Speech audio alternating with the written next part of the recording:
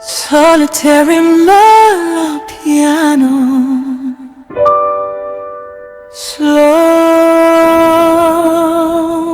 down time.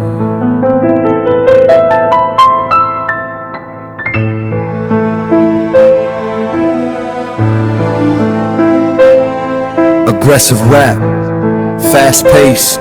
Hasta si Juan sa sariling bayan. Buwis ay pasan, pambili ng bigas ay nasaan. Presyo'y lumilipad, sikmura'y kumakalam. Habang ang korupsyon lalong yumayaman. Sa reaction pace, politika, isyu'y binubulatlat. Kahit delikado, katotohanan ng ilalantad. Transition to balad, kundi man melody. Laya ng bibig, huwag niyo kaming busalan. Ito'y karapatan, hindi dapat korteya.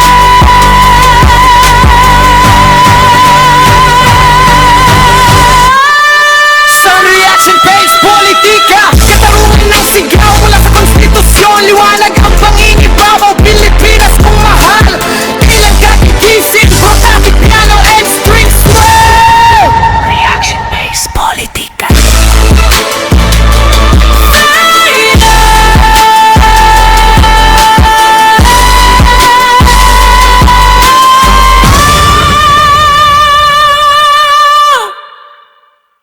Reaction pues, politika.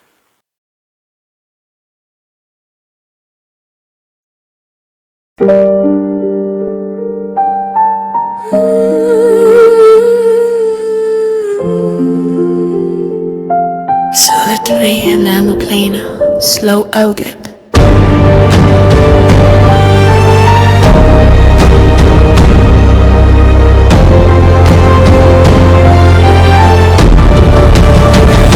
Aggressive rap, fast-paced, hostage si Juan sa sariling bayan. Buwis ay pasan, pambili ng bigas ay nasaan. Presyo ay lumilipad, sikmura'y kumakalam. Habang ang korupsyon lalong yumayaman. Sa reaction hack, politika, isyu'y binubulatlat. Kahit delikado, katotohanan ang ilalantad.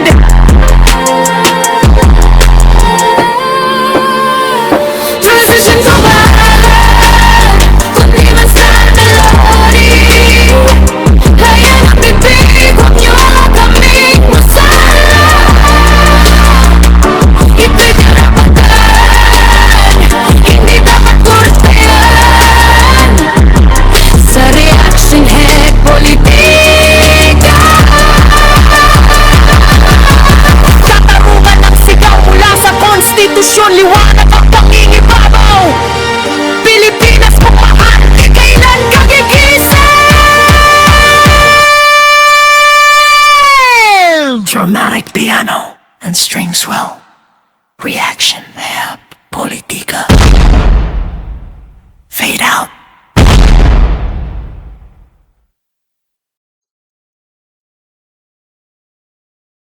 Ayun mga kababayan, so pisahan po natin ang ating talakayan sa 30 minuto o pwede tayong mabot na hanggang 35 minutes. Ito ay at yung ating pagpapatuloy sa ating season 2. Tayo ay nasa episode, ano na tayo? Episode 5, no? This is our episode 5. Teka lang, mga nakalagay dyan, episode 4, no? So, baguhin lang natin. Ano ba yan? Bakit episode 4 pa yung nakalagay dyan? Dito na, ano kanina, ng production team. Production team ko, nasaan ba kayo? Production team ko ba? Ano nangyari dito? Ha?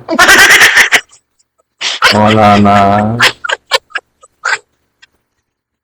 Ito ha. Yan. Episode 5. Season 4. Episode 5 tayo ngayon mga kababayan. Umpisahan natin na kinig muna tayo dito ng isang balita bago tayo tuloy pumunta sa reaction ng video. Hindi ko alam ang kakalabasan ng recording natin, ano, kasi sa labas. So, titingnan natin kung ano yung posibleng kalabasan ng audio natin. I hope na maganda, no? Kasi this is a running video, no? So, di na tayo mag-edit-edit kasi mahirap gawin yun, no? Okay, so pakinggan natin yung ating balita. Ano ba yung laman ng balita natin ngayon? Hindi otomatikong magiging miyembro ng House Prosecution Team ang chairperson ng House Justice Committee na nagsagawa ng pagdinig sa mga reklamong impeachment laban kay Vice President Sara Duterte. Ayon kay House Justice Panel Chairperson at Batangas 2nd District Representative Jervy Luistro, plenaryo ang naghahalal kung sino-sino ang bubuo sa prosecution team. Posible ring magkaroon ng private prosecutors sa grupo. Ang maliwanag, they need to be elected by the plenary, no? Hindi naman kami nag-volunteer dyan. So we anticipate that with respect to this impeachment, we will be elected or whoever prosecutors or House members will be joining the prosecution panel, they will be elected as well by the. So, hindi pala automatic na yung chairman ng committee, yung Justice Committee ng House of Representatives na nag-determine ng probable cause sa kasong impeachment kay Vice President VP Sara, ay hindi pala automatic na siya ay magiging kasali sa House Prosecution Panel or team na magsasagawa ng prosecution doon sa impeachment court or sa Senate. Tingnan natin yung kabuuan ng balitang ito, mga kababayan, at tumayan natin kung ano yung mga makukuha natin ditong scoop sa balitang ito. Plenary. Subalit sa ngayon anya, abala pa ang House panel sa pagbuo ng committee report at resolusyon na magsasaad ng articles of impeachment laban sa Vice Presidente at target aprubahan sa May 4, araw ng Lunes. Ito ay matapos na makitang may probable cause para umusad ang proseso ng impeachment kasunod ng 4 na pagdinig kung saan inilatag ang mga ebidensya, testimonya at testigo laban kay VP Duterte. Kaugnay ito ng mga aligasyong maling paggamit ng confidential funds at panunuhol, hindi maipaliwanag na yaman, matinding pagbanta at destabilization. I wish to focus on our remaining duty in the Justice Committee to be able to proceed with the approval of the committee report, the resolution, and the articles of impeachment, and to be able to transmit it to the plenary, no? I-defend pa natin yan before the plenary vote. Noong 19 Congress sa unang pagtatangkang i-impeach ng Kamara si VP Duterte, kabilang si Congresswoman Luistro sa House Prosecution Team. Gayun din ang iba pang House Justice members gaya ni na Iloilo 3rd District Representative Lawrence Defensor, Manila 3rd District Representative Joel Chua, San Juan City Representative Bel Zamora, Bukidnon 2nd District Representative Jonathan Kit Flores, One Rider Partners Representative Rog Gutierrez. Rosa Licoz, UNTV News and Rescue. Diyos ang aming sandigan, serbisyo publiko ang aming pinahahalagahan.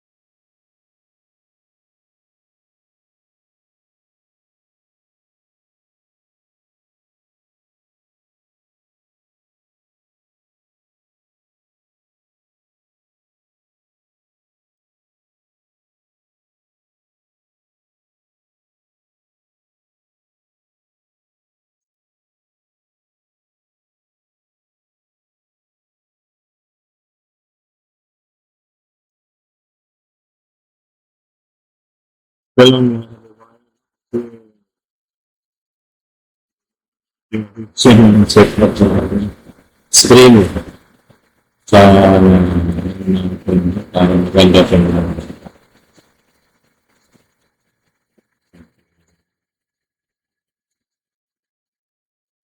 Okay. Umpisahan natin ito.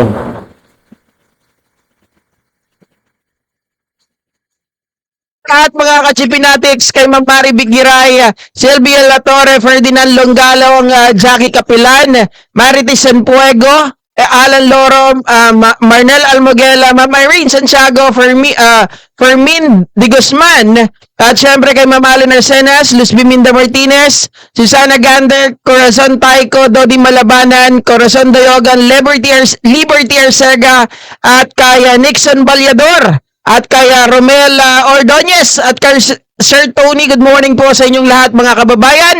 Nako po. Eto na. Mga ka-Chipinatics. Okay, so yung ano natin, feature, isa sa reaction na natin video ay Go Philippines, ano? Yung community dito ay mga ka-Chipinatics, ano? So tayo, wala pa tayong community, ha? We will establish the community soon enough. Qualified na tayo for monetization, no? So, till then, let us just make videos the react on political issues, no, mga kababayan. I hope you will support the channel para tayo ay makaangat at matulungan din natin yung mga mahihirap nating kababayan. Supposedly, this is one of the ultimate goal of this program on this channel. Okay, let us continue with the video. Si Go Philippines, siya ba yan? Hindi natin kung siya ba yan? Marahil siguro, kahapon ang nangyari, hindi nila inaasahan, no? Mga ka-Chipinatics. Kasi ngayon, kumbaga para sa akin, bakit mga kababayan, dakdak ng dakdak, itong sila pa, Congressman Pulong, bakit sabi ni Trillanes, ayaw nilang pumunta doon? Bakit hindi nila pinagtanggol ang kapatid nila? Diba? Or ang kanilang pamangkin, mga ka-Chipinatics. Mga ka-Chipinatics, ay talaga namang hindi natin inaasahan kasi kahit isa, wala sila suntay. Hindi nagpakita, mga kababayan. Si Marcoleta lang yung talagang nandoon. 'Di ba? Na kahit alam na natin na sunog na, kahit wala na po sa eksena, gusto lang umeksena talaga ni Marcoleta. 'Di ba? Mga ka-Chipinatics, at talaga naman kitang-kita po ang ebidensya. Kahit na hindi buksan yung tawag dito, yung magic box o yung mystery box, mga ka-Chipinatics ng BIR, na pinagtalunan pa nga kahapon, sinasabi ng ibang mga abogado o sinasabi po ng karamihan, hindi na kailangan yan. Kasi very cautious din ang nangyari, di ba? Very cautious din talaga ang Committee on Justice na baka mamaya, yun pa yung maging problema nila pagdating sa technicality, baka habulin pa sila ng Supreme Court. So, mga kababayan, para maging healthy, para maging safe, ay hindi na lang napagbotohan, nag-divide yung House. I believe 6 lang yung bumoto para buksan yon at 33. Mga kababayan, yung ayaw pabuksan at antayin na lang daw yung Senado, which I totally agree. Pero, syempre sa inyo, mga nanonood, Hello, mic test. buksan na. Yung iba, mga Kumain pala ako kanina, mga kababayan. tigren. Pero, mga ka-Chipinatics, both sides, Na-post ko lang tong recordings na to. meron naman talagang rason ang bawat panig. Pero in order for us na hindi masayang yung pinaghirapan ng Committee on Justice pagdating po mga kababayan sa impeachment laban kay BP Sara Duterte, although sinasabi natin meron pa namang next year. Mahirap na yon kapag next year ba? Pag next year pa yon, mga kababayan, that's too late, di ba? That's too late. So, pag-usapan natin ito, mga ka-Chipinatics. Yung 53-0, dalawang complaint yan laban kay BP Sara Duterte, mga kababayan, at parehas na 53-0. Ibig sabihin, convince, mga ka-Chipinatics, ang buong Committee on Justice, mga members, ex-officios, di ba? Doon sa nakita nila na may probable cause talaga. Again, mga kababayan, probability lang ito. probability lang ito. Ibig sabihin, there are enough reason, mga kababayan. Yeah, comment muna tayo dyan, no? So, ano kaya ang sasabihin ng kabilang kampo sa mga vlogger ng kabilang kampo? Siguro, baka mayroon silang mga komento na yung mga congressman naman dyan ay mga ganito, mga kurap, mga ganyan. No? So, well, it is a possibility, pero that is, di ba, that is high-ranking officials of our government. In fact, they compose one of the houses of the one branch of government. Very powerful, equal enough to match the other two branches, which is the executive and the judiciary. And these are the representatives, House of Representatives, who is from the legislative branch of the government, responsible for making, amending, revising different provisions, different laws that exist in our country. So, mahirap talagang i-conclude mo, no? Pero there are some na parang may conclusion na ganyan. Well, pwedeng totoo, pwedeng hindi, no? So, kung halimbawa sinasabi nila sa kabila na panahon pa ng mga congressman na yan, and they even alleging na yan daw ay mga napahaginan ng pagnanakaw. So, allegation is merely an allegation. No? So, we need to emphasize that because otherwise, pinagbibintangan mo. And there are consequences kung nagbibintang ka. It could tarnish the reputation of the other party. So, you will be asked to produce evidence in that matter. Kung halimbawa sinasabi mo na magnanakaw, kaya yun yung mahirap din sa atin, ano? Kasi although we have the so-called freedom of expression, freedom of the press, we are being limited by same rules, course that binds the kind of government that we have, patterned after liberalism, democracy. Kaya nga, kalayaan, ay ang hangganan yan ay yung kalayaan din ng iba. You are free, but of course, that there is a leverage from your freedom is also the freedom of the other party or other people. So, hindi absolute yung ating magiging malaya. So, we need to have kind of restriction. Kaya dito sa mga komentary natin, we as much as possible, we just have a kind of style that guide the listeners. Tutulungan lang natin yung mga nakikinig na kahit paano maintindihan nila yung mga balita, yung mga vlogs, di ba? Kung ano yung mga pwedeng posibleng kahihinatnan ng mga pangyayari. So, also we can give some advice na wag ganyan, posibleng ganito, posibleng ganyan. So, sige. Let us continue to the video.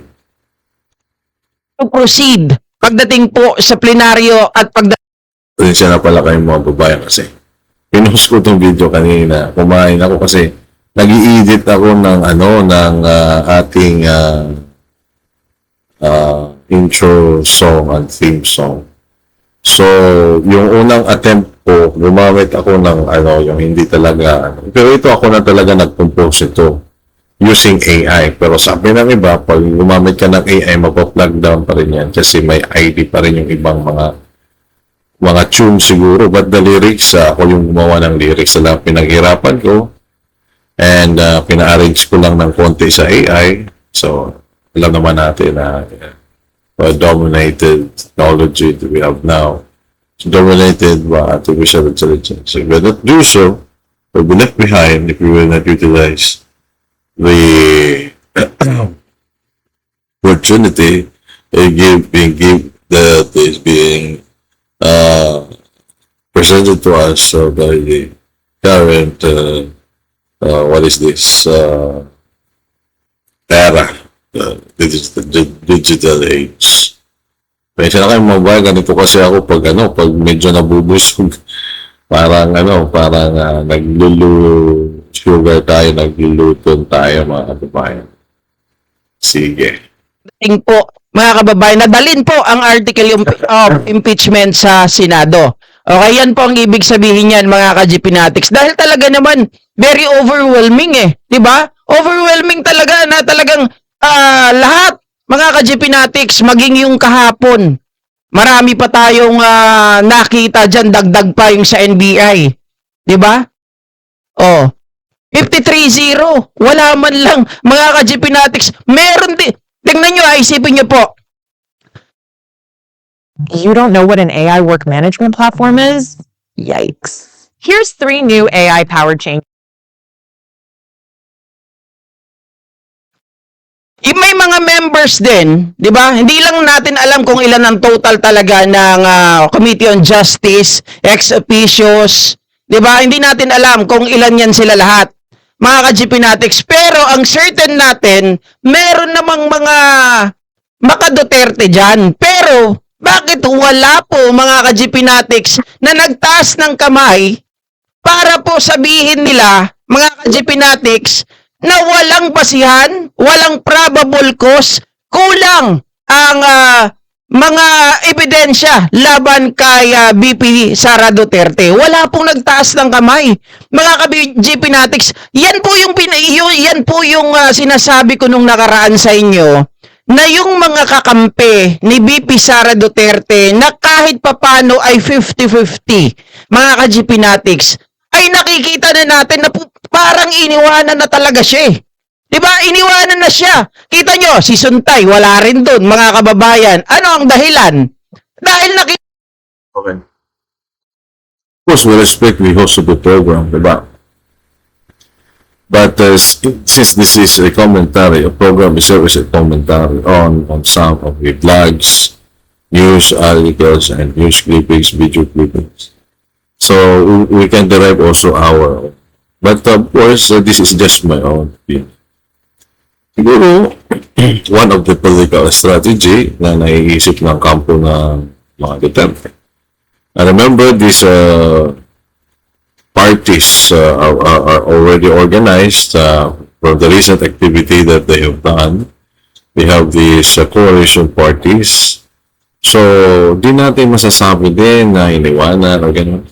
Yan minsan yung mahirap, But of course, the program of this YouTube channel, kanya yun, Pero minsan tayo bilang mga tao, bilang mga nagko-comment, regardless if we have so many followers, So this, of course, is the person itself, how he takes good care of his statements. Na pag halimbawa sinabi mo ganyan and then you will conclude based from a not so verified source, then there would be a problem. Baka magkaroon ng problema, ganyan. Naalala ko pala, baka magkaroon tayo ng another special edition, series number 2. Kasi dito, isang video lang matatalakay natin dito because this is the regular episode na. So, season 2, which is episode 5 now. Pinag-uusapan natin dito, So, yung batikang broadcaster na si Manong Jason Sang. So, inaresto siya ng NBI. So, we will have a video reaction on that. Siguro sa sa special edition natin, season 2 special edition, series number 2. So, ang yata dyan is non-bailable daw, tapos patungkol yata ito sa pag-fake news na nasabing personalidad na si Manong J. Sosa na parang kwan yata, no? Na may ganito yung sakit ni PBB. We're not really very particular with the details. Okay? We need to disclose that. So, minsan, tayong bilang mga nagko-content, no? Mga political commentaries or even content creator na may sinasabi. We need to first verify the sources of the information before we can forward channel it to other platforms and to our audience. Kasi napakahirap na magkamali. We are, for example, a certain particular content creator, YouTube vlogger, TikTokerist, or kung ano pa man yan. You're being followed by a certain amount and people. Depends, no? Millions of followers, 100,000s. So, there is a underlying responsibility prior to being you as a personality, which you are one of the model of the society. We consider as such. You know how to act in a gentleman way, no? So, a good gentleman, of course, before he opens his mouth, speaks something, he takes it twice, and it makes sure that the information is genuine, truthful, and can be relied upon. You cannot just go to a certain part of your blog and not expect that the audience is in general. But we are not making this statement to confront or to make any negative statement sa pagkakahuli kay Manong Jason. So, we respect the person, and the person maybe he believes, and the supporters of Manong J. Sosa, maybe the DDS community, the DDS. May mga nakikita ko mga vlogger talaga na nalulungkot sila. No? And according to them, this is land, and then so granting without accepting. Kaya nga, we need to be very responsible with the statements that we are trying to communicate to the general public, because siguro din naman sila magkakaso. So, we cannot really we cannot really talk about the certain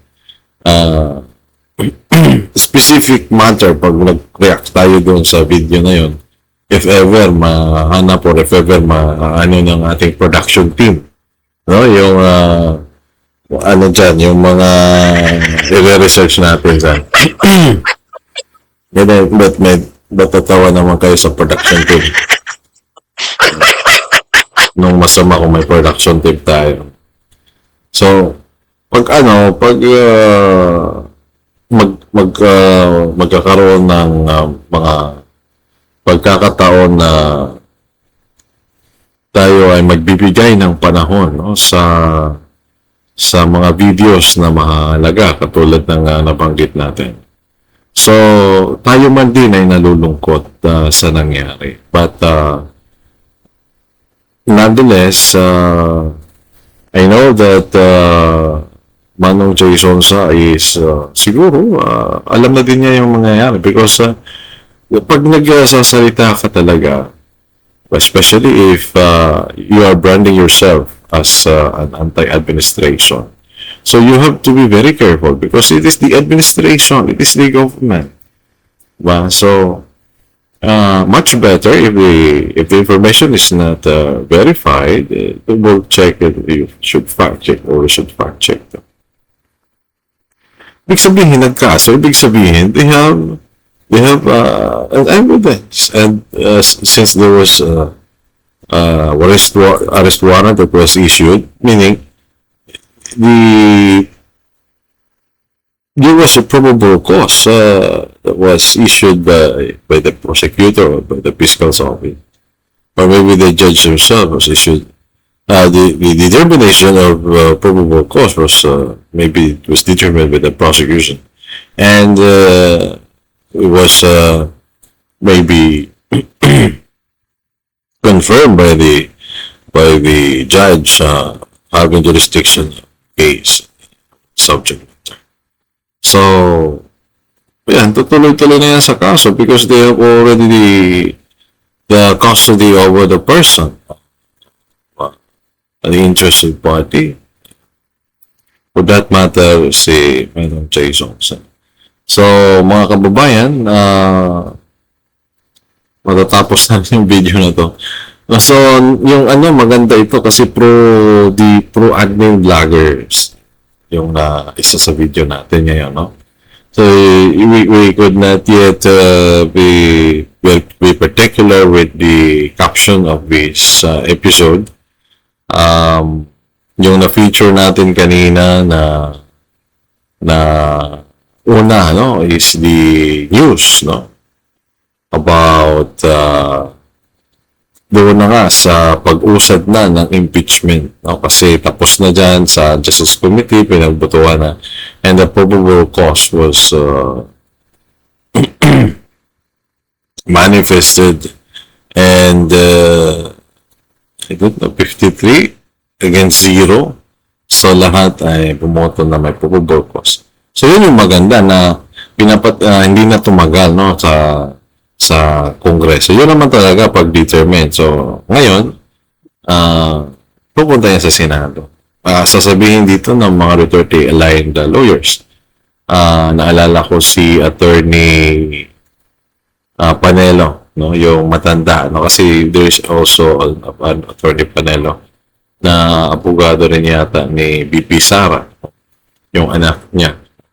So, maybe baka sabihin, di natin sinasabi na ito yung sabihin, no? Baka sabihin nila siguro na yun nga yung namin sinasabi na you should bring it now to the impeachment court para matapos na. Kasi ganun din naman, kung gusto nyong padaluin dyan si Vice President Sara Duterte, paano dadalo siya dyan? Parang may yung declaim the other party na parang bias, no? So, hindi natin sinasabi niya bias, but that's the stand of the other party. Also, we need to remind the listener na this is politics. So, you have also to be cautious, no? Okay lang naman na kumampi ka, but be sure that you understand the certain amount of risk and of course the consequences of your every action. So you want to be involved actively and participate in regards to a kind of social movement and then street demonstration. You want to be heard your grievance to the government. It is a constitutional guarantee. You are protected of that right. But you have to be very careful of every steps because of course, di ba, ayaw man natin sa gusto, yun talaga yung realidad. No? So, hindi ka naman dapat sana nagkakaroon ng kaaway kasi ginagawa mo lang naman yung tama. Diba? But of course, the other party, ang tingin nila siguro dyan ay you are just accusing them. Sino ba naman ang magsasabi na, inaamin namin na ito may kasalanan kami? Of course, nobody will do that. Instead, they will just be saying, no, hindi. Mali ka, huwag mong magkasabata. So yan, nagbabantay. Diba? That is politics. Diba? Influence, kaya nga ang yaming Tapos, yan, dumami na tuloy. Nakisali na tayo sa usapang ganito. Just to awaken and to raise awareness among listeners who are fond of the contents here in social media. So, ako mga kababayan, nag-exceed na naman ako. hindi na natin natapos yung video, no? So, antabayanan po ninyo yung ating episode 6 and then yung ating season 2 special edition series number 2. Napakahirap po kasi ng ano na yan, ng series na yan, ng special edition kasi 2 oras yan, no? So sige, ano muna tayo, ha? Play muna tayo ng ating theme song. Okay?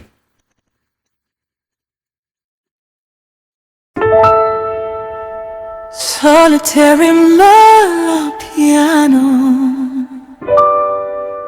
slow down time.